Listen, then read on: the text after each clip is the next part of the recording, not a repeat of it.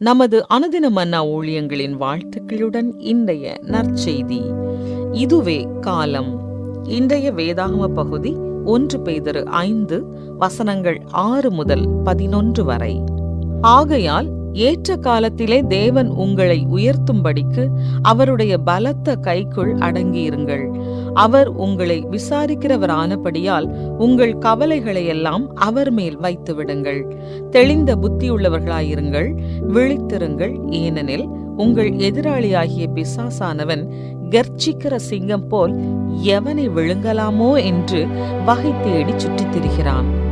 விசுவாசத்தில் உறுதியாயிருந்து அவனுக்கு எதிர்த்து நில்லுங்கள். உலகத்திலுள்ள உங்கள் சகோதரரிடத்திலே அப்படிப்பட்ட பாடுகள் நிறைவேறி வருகிறதென்று அறிந்திருக்கிறீர்களே. கிறிஸ்து இயேசுவுக்குள் நம்மை தமது நித்திய மகிமைக்கு அழைத்தவராயிருக்கிற சகல கிருபையும் பொருந்திய தேவன் தாமே கொஞ்ச காலம் பாடனுபவிக்கிற உங்களை சீர்படுத்தி, ஸ்திரப்படுத்தி, பலப்படுத்தி நிலைநிறுத்துவாராக. அவருக்கு மகிமையும் வல்லமையும் சதா காலங்களிலும் உண்டாயிருப்பதாக. ஆமென்.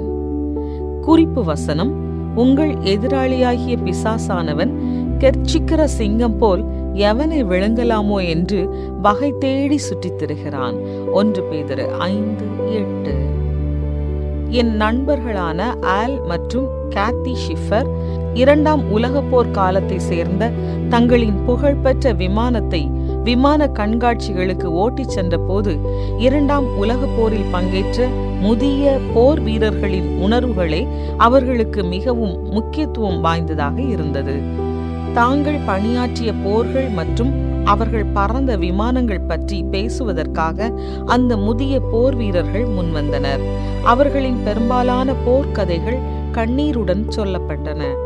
தங்கள் நாட்டிற்காக பணியாற்றிய போது தாங்கள் பெற்ற சிறந்த செய்தி, போர் முடிந்துவிட்டது தோழர்களே, வீடு திரும்புவதற்கான நேரம் வந்துவிட்டது என்ற வார்த்தைகள்தான் என்று பலர் கூறியுள்ளனர். முந்தைய தலைமுறையினரின் இந்த வார்த்தைகள் இயேசுவை விசுவாசிக்கிறவர்கள் ஈடுபட்டுள்ள போருடன் தொடர்புடையவை. அது பிசாசுக்கு எதிராக நாம் நடத்தும் விசுவாசத்தின் நற்போராகும். அப்போஸ்தலனாகிய பேதுரு, உங்கள் எதிராளியாகிய பிசாசானவன் கெர்ச்சிக்கிற சிங்கம் போல் எவனை விழுங்கலாமோ என்று வகை தேடி சுற்றித் திரிகிறான்.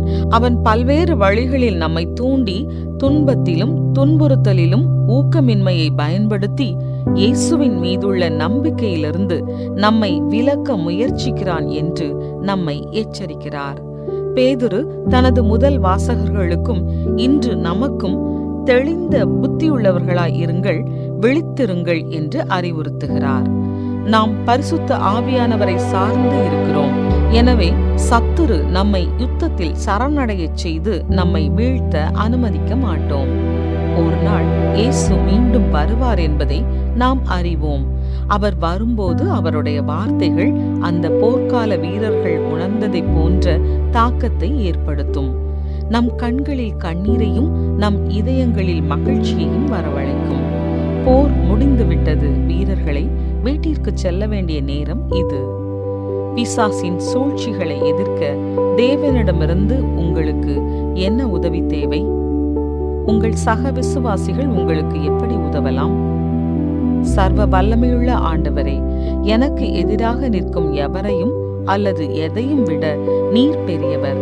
உமது பலத்திலும் வல்லமையிலும் தங்கியிருக்க எனக்கு உதவி செய்யும். ஆமென்.